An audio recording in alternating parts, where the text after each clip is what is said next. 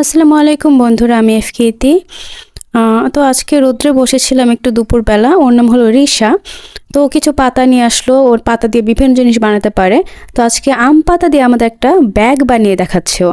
তো প্রথম যে ব্যাগটা বানাতে গিয়েছিল সেটা তো আমার কথা শুনে ওর নষ্ট হয়ে যায়, ফেলে দেয়। ও আরেকটা পাতা নেয় এবং এটা সুন্দর করে বানিয়ে আমাদেরকে দেখায়।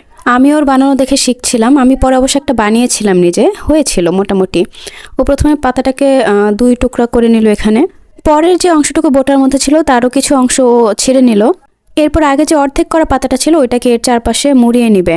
এরপর যে বোটাটাকে এর মধ্যে ঢুকিয়ে বাকি পাতাটা গুজে দিলে একটা ব্যাগ হয়ে যাবে সুন্দর। তো পাতাটা গুজে দিয়ে বাড়তি অংশটুকু ছিঁড়ে ফেলে দিল এবং এমনভাবে ব্যাগটাকেও ছুঁড়ে দিল। মানে ও খুব এনজয় করেছে কাজটা, যে আমরা সবাই খুব মনোযোগ দিয়ে দেখছিলাম। তো তৈরি হয়ে গেল খুব সুন্দর একটি ব্যাগ। আপনারাও নিশ্চয়ই পাতা দিয়ে অনেক কিছু বানাতে পারেন, আমি কিন্তু তেমন কিছুই পারি না, যে কারণে আমার কাছে ব্যাপারটা খুবই ইন্টারেস্টিং লেগেছে। সুন্দর না?